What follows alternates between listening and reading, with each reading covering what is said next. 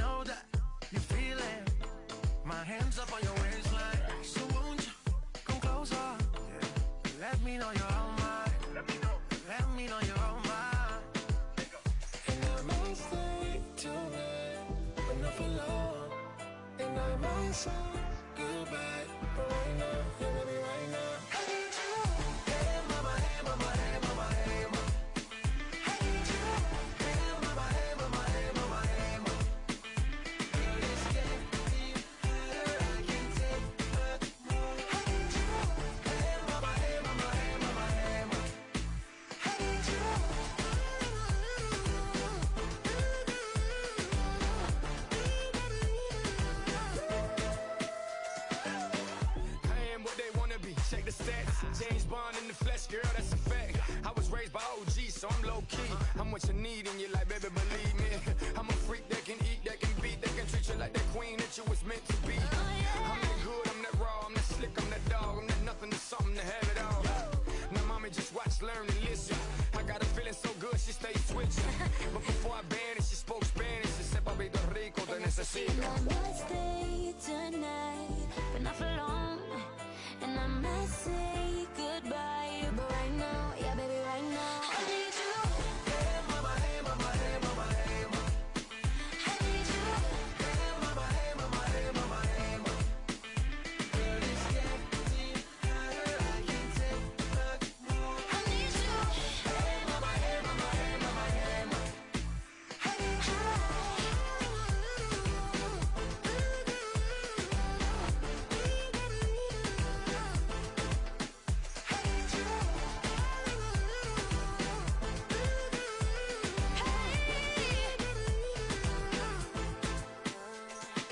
If you touch me right, If you touch me right, then I must stay the night. I must stay the Oh, we can take our time. I know we gotta say goodbye. I know we gotta say goodbye. No, no, no, no, no, no, no, no. Hey, mama, hey, mama, hey, mama, hey, mama. I need you. Hey, mama, hey, mama, hey, mama, hey, mama. Girl, it's getting harder, I can't take much more. I need you. Hey, mama, hey, mama, hey, mama, hey, mama. I need you. Yeah, yeah.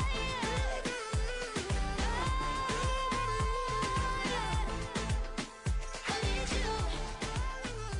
Sembang KL. Terima kasih. Terima kasih anda yang terus setia bersama dengan kami. Dan kita harapkan agar semuanya berjalan dengan lancar. Dan kita seperti yang dijanjikan, kita ada FB Live bersama-sama untuk Sembang KL, ya. Jadi kepada anda yang nak ikuti, silakan. Dan kita juga bersama-sama dengan tetamu kita yang kita dah war-warkan, yang berbahagia, Kolonel Pertahanan Awam Teknologis Dr. Muhammad Fazli bin Sardi. Ya, Alhamdulillah. Selamat petang. Assalamualaikum warahmatullahi wabarakatuh. Sekejap, sekali lagi tuan. Okey, maafkan saya. Saya tak naikkan pedal mic rupanya. Allahu Akbar. Minta maaf banyak. Sekali lagi, selamat datang kepada yang berbahagia, Tuan Kolonel Pertahanan Awam kita Teknologis Dr. Muhammad Fazli bin Sardi. Assalamualaikum warahmatullahi wabarakatuh dan selamat petang. Alhamdulillah, terima kasih atas jemputan Syukur. ke KL FM. Komandan Akademi Latihan Pertahanan Awam Alfa. Ya, benar. Okey. Yang terletak di mana akademi Di ini? Bangi. Okey. Lebih khusus di Bangi tu di kawasan mana? Di kawasan Institut Institut Latihan. Di kawasan Institut Latihan di Sungai Merap. Okey. Berdekatan sajalah, tak jauh. Di Baik. Uniten. Baik. Kan? Okey, terima kasih tuan ya. Selamat datang doktor untuk kita sama-sama Sembang KL untuk petang ini. Tajuk Sembang KL kita pun berkaitan dengan situasi ketika ini yang sedang melanda negara kita, iaitu banjir di Lembah Kelang terutamanya. Jadi fenomena banjir di Lembah Kelang adalah tajuk yang telah ditetapkan oleh penerbit DJME.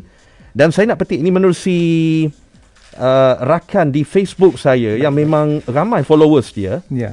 kalau tuan pun nanti boleh tengok-tengokkan, beliau ni seorang pengkaji lah saya rasa, pengkaji cuaca, pengkaji bumi kita, geologis saya rasa dia ni. Oman Necrofis. Okey, kata Oman menerusi posting dia di Facebook, dia kata melalui pemerhatian admin, kejadian banjir buruk yang berlaku ketika ini berkait dengan lekukan tropika. Okey, yang boleh dijangkakan dan ada pola yang jelas berkaitan variasi keaktifan matahari, iaitu banjir buruk yang pernah dicatatkan, pernah direkodkan pada tahun 1920-an, 1970-an dan 2021 inilah dikata. Dan admin pernah menjangkakan mungkin akan berlaku antara tahun 2008 hingga 2009, tetapi tersasar. Tersasar disebabkan barulah dia perasan tahun tersebut adalah tahun-tahun El Nino yang tidak memungkinkan hujan lebat sehingga banjir. Jadi mesti berlaku pada tahun 2021.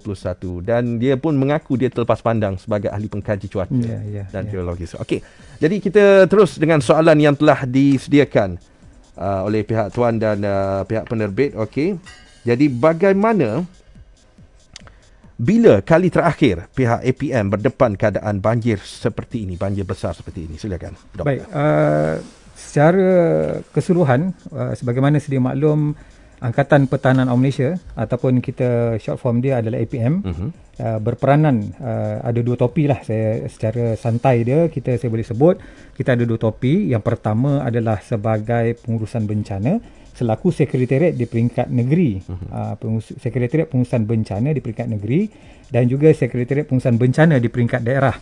Jadi pengalaman bencana tu termasuklah banjir kerap kali kita hadapi, dan memang kita berhadapan bersama dengan agensi-agensi penyelamat dan juga jawatankuasa pengurusan bencana sama ada di peringkat negeri maupun di peringkat daerah. Dan sebagaimana sedia maklum, kalau kita flashback balik kejadian-kejadian lepas, antara kejadian yang terbesar untuk banjir besar kita panggil Debah Kuning. Kalau biasa dengar lah kan, Debah Kuning pada hujung 2014 dan awal 2015 yang lebih kepada kawasan di Pantai Timur. Saya terlibat tu. Jadi rumah kalau saya naik. Jadi kalau perasan, sekarang kita pun masuk dalam fasa monsun timur laut. Jadi dalam monsun timur laut biasanya berlaku antara Oktober sehingga Februari lah. Jadi itu antara beberapa kejadian besar yang pernah berlaku dan juga APM terlibat secara langsung. Dan kalau ingat di awal tahun itu, di Januari, pada bulan Januari yang telah melanda Pahang. Jadi itu antara kejadian-kejadian besar, banjir besar yang pernah kita hadapi lah. Dan yang sedia maklum, semua kejadian-kejadian ini bukan kita boleh ramal secara, kita boleh ramal tapi kita tak boleh nak tentukan bila dia datang, bila dia sampai. Saya boleh istilahkan kat sini sebagai ambush. Kalau masing-masing boleh perasan, ambush ni dia datang tak tentu masa, tak tentu tempat dan kepada siapa. Dia datang just hit macam tu saja. Macam musuh pula ya? Ya, benar. Dan kalau tuan-tuan perasan, orang ramai akan lari keluar, tapi siapa yang akan masuk? Alhamdulillah, pasukan penyelamat lah yang akan cuba membantu dengan sedaya upaya, dengan segala logistik yang kita ada untuk membantu menyelamatkan nyawa dan juga harta benda, insyaAllah. Okey. Jadi sebenarnya apakah yang berlaku untuk situasi banjir buruk yang di Lembah Kelang sekarang ini? Sebenarnya apa yang menyebabkannya sebenarnya? Macam yang DJ Riz maklumkan tadi, seorang pengkaji telah menyatakan ada berlakunya satu fenomena, kalau kita boleh sebut di sini sebagai Taifun Rai. Kita pun sedia maklum. Super Taifun tu? Super Taifun tu berlaku di kawasan lautan. Yeah. Tapi ekornya, boleh kita anggap ekornya telah membadai sebahagian negeri-negeri di semenanjung Malaysia, termasuklah di kawasan Lembah Kelang, di Greater KL ni, yang mana impak ataupun tempias tu menyebabkan satu taburan dalam tempoh 3 hari 17 hingga 19 taburan hujan. Kutipan taburan hujan 3 hari itu telah menyamai sebulan punya taburan hujan. Masya Allah. Iaitu 380. Bayangkan sebulan ada 30 hari lah purata. Betul. Kan? Jadi setiap hari selama 30 hari itu berlaku hanya dalam tempoh 3 hari. Betul. Jadi itu satu benda yang mengejutkan dan memang betul kita ada ramalan. Dan juga kita telah memberi sedikit orang kata amaran awal, namun kita tak sangka benda ni berlaku. Tapi insyaAllah dengan orang kata dengan daya upaya yang ada, kita cuba juga memberi kesedaran kepada awam berkaitan tentang apa yang berlaku dan kita terus hadapi dengan apa yang telah kita hadapi sekarang ni lah. Betul. Doktor, saya nak terus selitkan. Baik. Ini adalah tanda Maha Pencipta kita, Allah Subhanahu Wa Taala ingin memberi kita peringatan. Dialah segala-galanya. Benar. Dialah benar. yang maha berkuasa atas kita. Ya, benar. Kita jangkalah bagaimana dengan segala teknologi kajian yang canggih-canggih pun tak dapat nak menyamai apa yang dirancang olehnya. Sangat setuju benda tu. Terus saya selitkan. Benar. Okey. Baik, kita akan bersama-sama kembali dengan yang berbahagia Kenal Pertahanan Awam Teknologis Dr. Muhammad Fazli bin Sardi, Komandan Alpha atau apa? Akademi Latihan Pertahanan Awam Malaysia yang berlokasi di Bangi. Terima kasih kerana sudi datang. Tunggu dulu, kita ada banyak lagi benda yang nak disembang menerusi Sembang KL. Teruskan kesetiaan bersama-sama dengan kami. Sembang KL kembali sebentar lagi. Jari-jari cemari yang menghitung hari bila kau kembali. Janji-janji tepati, jangan kau ingkari kata-kata hati. Mana bumi yang dipijak, situ langit yang dijunjung, sama juga hati. Hati ketipa berlagu canggung. Bila hati berlagu rindu, siapa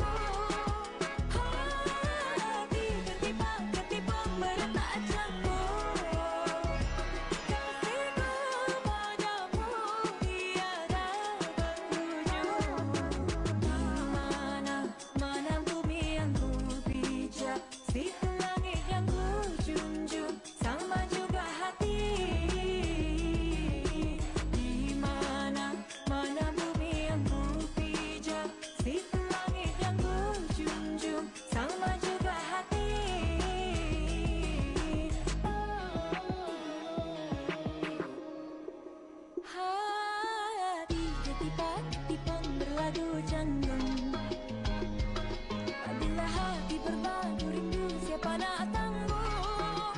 Hati ketipa merentak canggung.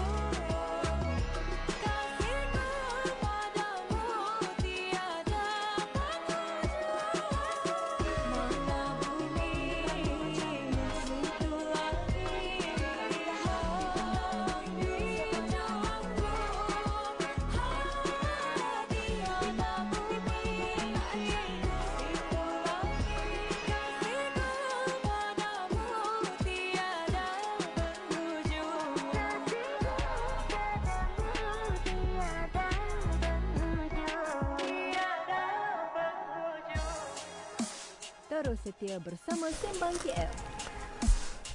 Baik, jom Sembang KL sambil anda tonton FB langsung kami di FB page rasmi KL FM. Ya, terima kasih. Saya dapat tonton ada lebih kurang, saya dapat lihat ada lebih kurang ramai juga ni. Ada lebih 50 juga yang Alhamdulillah view.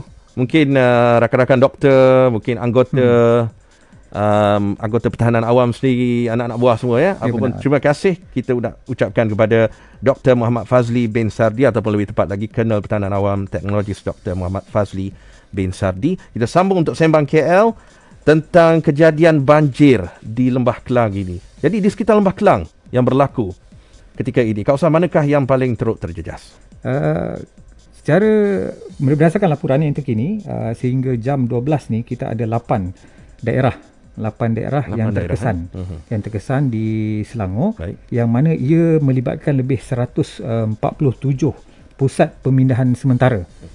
Dan secara kumulatif ataupun yang data yang terkini yang kita dapat sehingga jam 12 ni, lebih kurang mangsa ada 26,000 orang. 26,000? Ya, masih 26,000 orang, terdiri daripada 5,500 keluarga. Jadi satu jumlah yang agak besar sebenarnya tu. Masih besar. Dan kalau di Lembah Kelang ni boleh kita katakan dia menyumbang kepada lebih dari 60% daripada keseluruhan mangsa-mangsa bencana banjir yang ada dekat Malaysia. Okey. Secara total kalau di Malaysia kita ada 75,000 orang yang telah dipindahkan. Kalau di Selangor ni 26,000. Jadi itu satu benda yang agak besar sebenarnya. Doktor, saya nak selitkan soalan yang tidak dalam teks. Baik. Soalan mengenai banjir yang berlaku pada tahun 1971 di Kuala Lumpur. Ya, benar. Bagaimana, adakah kita boleh menyamai dengan banjir tersebut ataupun yang 1971 punya lagi besar? Sebagaimana kajian berdasarkan kepada science-based evidence, maksudnya bukti-bukti sains, ada menyatakan kejadian tahun 2021 ni adalah return period 100 tahun. Yang mana dia akan berulang 100 tahun dan sebagainya lah. Itu berdasarkan kajian. Jadi ini satu benda yang kita kena kita lihat secara holistik, yang mana apa kajian yang telah dibuat perlulah diambil. Orang kata diambil berat.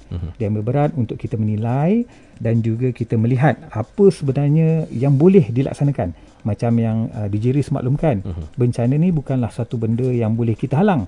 Kita tak boleh halang pun. Jadi apa yang kita boleh adalah mengurangkan impak tu sendiri. Berdasarkan apa? Saya kat sini saya cuba kongsikan. Ada 6 elemen yang mana komuniti ataupun masyarakat boleh ambil tindakan.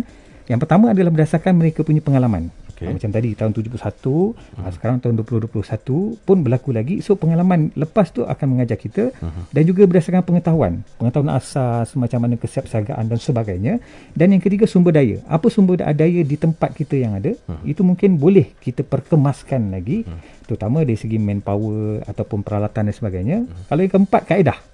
Macam mana kita nak melaksanakan? Kaedah apa yang sesuai, tata cara apa yang sesuai untuk mengurangkan impak bencana itu sendiri. Dan semua itu perlunya ada sokongan. Yang kelima iaitu peralatan. Kalau tak ada peralatan, contoh bot. Sekarang ni kecoh. Perlunya ada sokongan bot-bot daripada penduduk tempatan untuk membantu pasukan penyelamat sebab kekurangan bot di satu-satu kawasan. Dan yang terakhir, bagi saya ini juga salah penting, iaitu masa ataupun timeline. Kita ada short term, medium term atau long term untuk memudahkan kita dalam proses penyelamatan dan sebagainya. Wow. Penerangan cukup akademik datanya daripada individu yang menjadi komandan untuk Alpha Akademi Latihan Pertahanan Awam Malaysia. Dr. Muhammad Fazli memang lengkap sangat. Saya pun tak tahu macam mana dah nak selit ad-lib untuk soalan yang lain. Jadi okey, kita berbalik kepada apa yang berlaku ketika ini di Lembah Kelang. Setakat ini terdapat berapa jumlah korban? Setakat ni untuk di negeri Selangor yang kita dapat sehingga hari ini yang rasmi adalah 10 jumlah kematian, yang mana dia pelbagai untuk di negeri Selangor sajalah. Jadi insyaAllah proses ni kita masih teruskan lagi, dan kita berdoa dan berharap tiada lagi kematian-kematian ataupun bilangan-bilangan mangsa yang menyebabkan kematian, insyaAllah.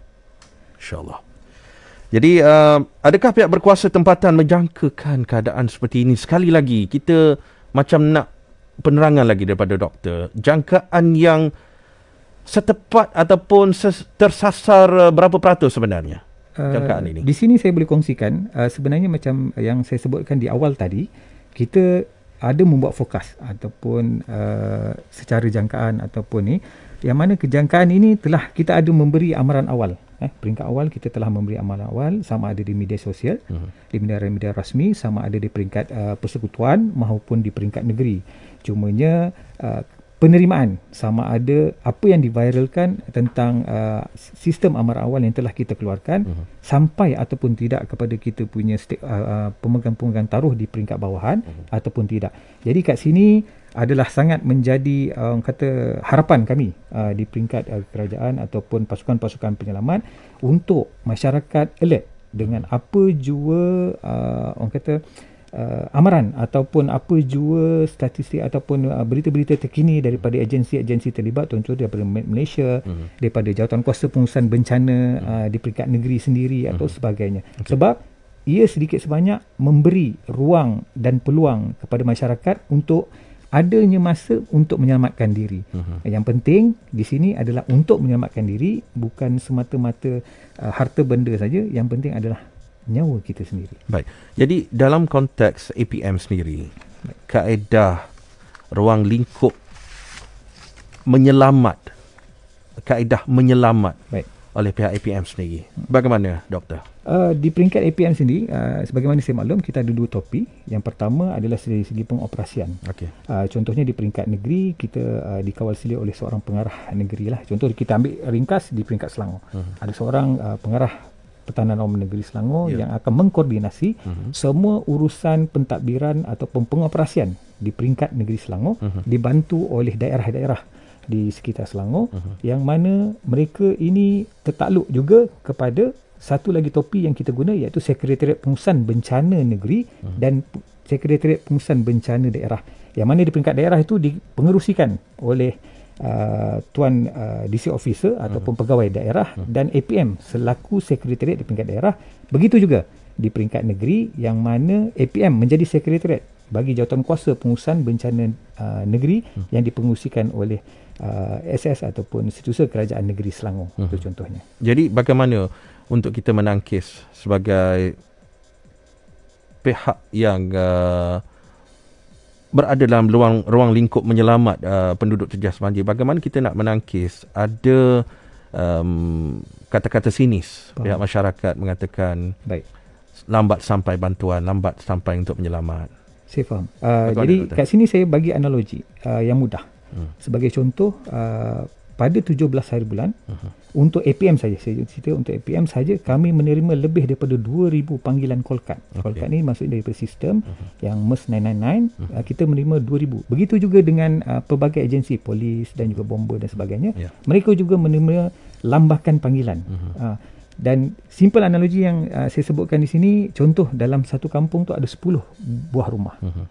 Rumah nombor 10 yang membuat panggilan kecemasan untuk diselamatkan, dan apabila pasukan penyelamat sampai, mereka akan start pada rumah nombor 1 untuk diselamatkan dahulu. Benar.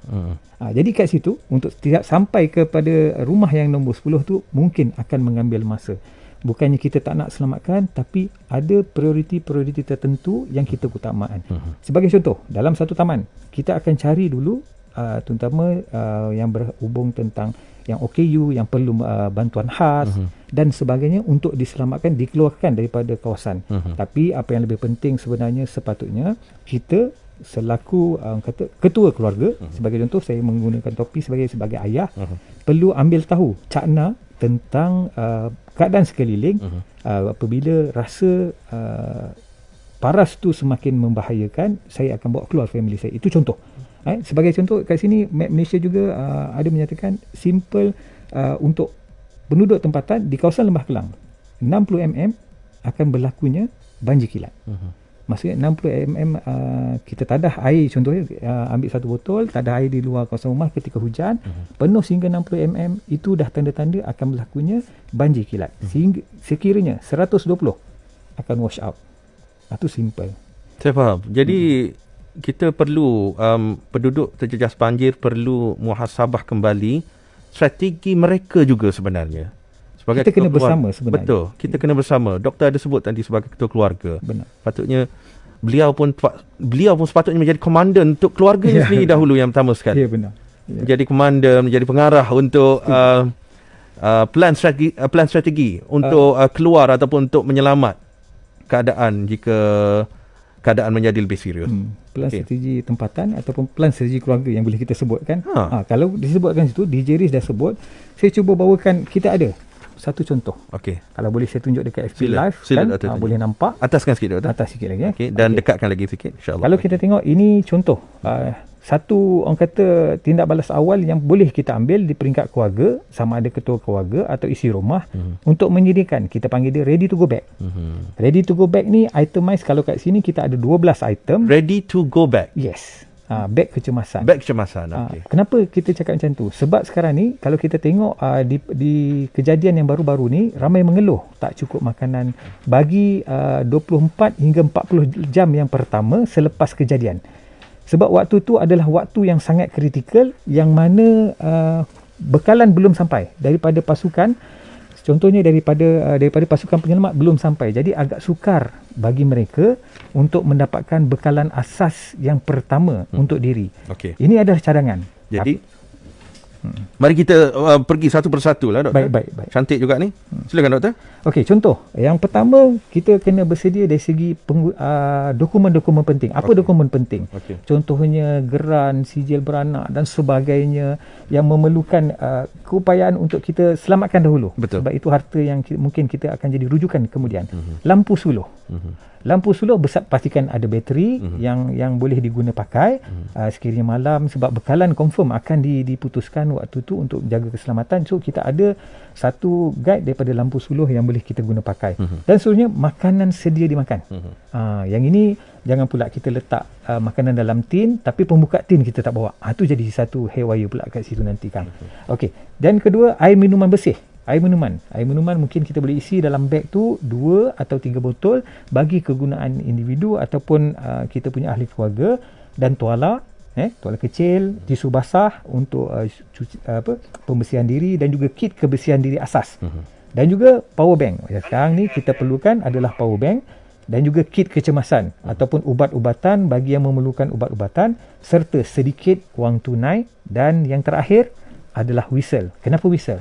Sebab sometimes bila berlakunya kecemasan ataupun emergency, tak terluah dek kata. Tu kita boleh gunakan macam tu kan. Tak terluah dek kata. Apa yang kita boleh buat, kita just blow the whistle. Itu yang pendekatan kita boleh tekankan. Dan item dalam bag ready to go bag ni mungkin berbeza. Contoh bagi wanita ada item-item yang perlu dimasukkan. Dan bagi kanak-kanak mungkin perlunya ada lampin dan sebagainya. Betul. Itu contoh yang kita boleh. Yang ini bukannya ada agensi yang menyediakan, tapi kita sendiri sebagai ketua keluarga untuk bersedia dengan sebarang kemungkinan bencana yang mungkin berlaku dekat kawasan kita, terutama dekat kawasan-kawasan yang prone disaster untuk banjir dan pastikan beg ni diletakkan di kawasan yang agak tinggi sedikit dan mudah dicapai. Ready to go bag. Yes. Bag kecemasan bencana. Benar. Inisiatif pengurangan risiko bencana. Ini adalah plan strategi keluarga, wahai ketua keluarga semuanya. Bagi diri saya juga sebenarnya saya bersyukur kerana saya mendapat ilham lah dengan apa yang telah dipersembahkan oleh Dr. Muhammad Fazli bin Sardi, Komandan untuk Alpha. Kita selitkan peranan Alpha boleh tak? Akademi Latihan Pertahanan Awam Malaysia. Baik, DJ Riz, terima kasih. Untuk pertahanan awam, kita ada 4 pusat latihan. Yang pertama adalah Akademi Latihan Pertahanan Awam, terletak di Bangi. Dan kita fokus kepada khusus kepegawaian dan juga pengurusan bagi Angkatan Pertahanan Malaysia. Dan juga kita ada menawarkan pelbagai jenis kursus kepada agensi luar atas permintaan dan sebagainya lah. Dari segi profesionalnya, daripada pengurusan dan sebagainya, dan juga dalam bidang Angkatan Pertahanan Malaysia sendiri untuk penyelamatan dan pengurusan sekretariat. Dan kita juga ada 3 lagi pusat latihan. Pusat latihan satu, yang pertama Pusat Latihan Pertahanan Awam wilayah utara di Baling Kedah. Kita panggil dia Pulapau. Manakala Pusat Latihan Pertahanan Awam wilayah timur yang terletak di Jengka, ataupun kita panggil dia Pulapat, itu by zoning lah. Dan yang terakhir adalah Pusat Latihan Wilayah Selatan Pulapas yang berada di Keluang, Johor. Dan insyaAllah kita juga ada beberapa program. Contoh di Alpha kita ada program akuatik, kita ada program personel, kita ada program teknikal, dan juga kita ada program medik. Jadi itu antara elemen-elemen ataupun disiplin-disiplin yang ada dalam pertahanan awam Malaysia. Jadi bagi yang berminat untuk menyertai pertahanan awam, amat dialulukan. Boleh lapor ataupun boleh mendaftar ke mana-mana pejabat Angkatan Pertahanan Awam Malaysia sama ada di peringkat daerah maupun negeri, dan berpeluang kemudian untuk berlatih bersama kami di Alpha Bangi, insyaAllah. Doktor dah berapa lama menjadi komandan di Alpha? Di komandan di Alpha ni baru saja. Hari ini adalah hari yang ke-47. Tapi saya menjangkakan insya-Allah lagi 10 tahun lagi sebenarnya, lebih daripada tu. Insya-Allah. Kredibiliti doktor memang nampak di pada jawapan-jawapan yang ditanyakan oleh saya. Alhamdulillah. Dan kita nak selit satu soalan. Ada yang mengatakan susahnya bot nak lalu ni ada kaitan dengan parking kereta. Benar. Benar? Benar. Oh, okey. Yalah kan, sebab memang susah lah bot nak lalu apabila kereta bertaburan, parking pun double parking apa semua kan. Dia berdasarkan kepada ketinggian air itu sendiri. Itu sekiranya berlaku di urban, di kawasan perbandaran, itulah halangan yang kami hadapi sebagai pasukan penyelamat. Pasukan penyelamat ini hadir dengan pelbagai jenis bot. Saya just cerita kat sini, mungkin kita ada contoh bot dari segi aluminium, itu agak tahan lasak sedikit. Sekiranya terlanggar dawai, kawat dawai rumah dan sebagainya, mungkin tak ada masalah. Tapi kita juga ada berbagai bot, inflatable bot yang daripada bot getah. Simple word dia adalah bot getah, yang mana sekiranya terlanggar benda-benda tajam, lagi membahayakan kepada kami pasukan penyelamat. Betul. Saya setuju. Jadi kalau nak dikatakan barang dalam rumah rosak apa semua ni, sebenarnya lebih kepada cepatnya air naik. Betul. Ya benar. Sebenarnya kan. Betul. Sebab masing-masing tak menjangkakan. Masing-masing merasakan ianya adalah banjir kilat biasa sebagaimana mereka hadapi setiap tahun. Tapi kali ini agak luar biasa sebagaimana kita sebutkan, taburan yang sangat tinggi, taburan hujan tu sangat tinggi. Sebulan punya hujan, taburan. Tapi hadir dalam 3 hari. Masya Allah. Allahu Akbar. Okey, kita dah menghampiri pukul 3, Doktor. Baik. Jadi untuk soalan yang terakhir lah bagi temu bual sembang KL kita ni, nasihat APM pada penduduk yang berhadapan dengan risiko banjir, yang terjejas banjir, semualah yang akan terlibat dengan bencana banjir ni nanti. Pertamanya kita sangat bersimpati dengan semua mangsa yang terlibat. Cuma di musim tengkujuh, terutama monsun timur laut sekarang yang sedang kita hadapi sekarang ni, kita perlulah sentiasa peka dengan amaran-amaran yang diberikan oleh agensi-agensi terlibat, contoh Malaysia, JPS ataupun sebagainya, mahupun daripada Jawatankuasa Pengurusan Bencana sama ada peringkat daerah ataupun negeri. Jadi situ boleh simpan nombor-nombor penting kepada pasukan-pasukan penyelamat. Sekiranya berlaku kecemasan atau sebagainya, boleh membuat panggilan terus kepada pejabat-pejabat yang berdekatan untuk dapatkan bantuan, dan pastikan kita sentiasa update. Sentiasa update sama ada dalam media sosial ataupun dalam media massa, TV, radio dan sebagainya pun kerap kali memberi orang kata amaran awal ataupun memberi sedikit ramalan-ramalan cuaca dan sebagainya. Dan kita perlulah bijak. Bijak merancang, kita bijak untuk menyediakan keperluan-keperluan asas dan peka terhadap semua persekitaran yang ada sekitar kita, sebab semuanya itu bermula daripada komuniti. Saya ingin sedikit bawakan satu konsep daripada Jepun yang kita panggil dia self-help, mutual help and public help. Means self-help ni bermula daripada kita sendiri, untuk kita bantu diri kita dan bantu ahli keluarga kita. Kemudian kita broadkan sikit, besarkan sikit dalam komuniti kita, dalam kejiranan kita. Barulah kita rely pada kita punya bantuan daripada agensi-agensi penyelamat. Yang itu sebenarnya yang konsep pemegang taruh bersama dengan masyarakat yang kita cuba terapkan. Baik.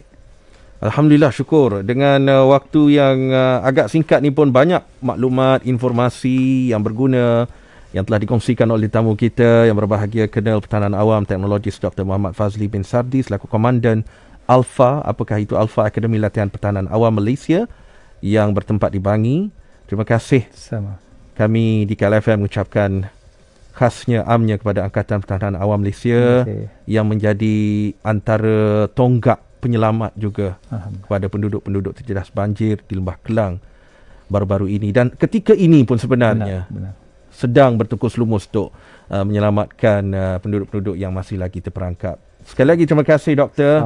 Alhamdulillah, kalau ada waktu kita akan jemput kembali Doktor. Sudi-sudikan untuk menabur bakti, berkongsi maklumat kepada kami pendengar di KLFM ini. Terima kasih. Assalamualaikum. Waalaikumsalam warahmatullahi.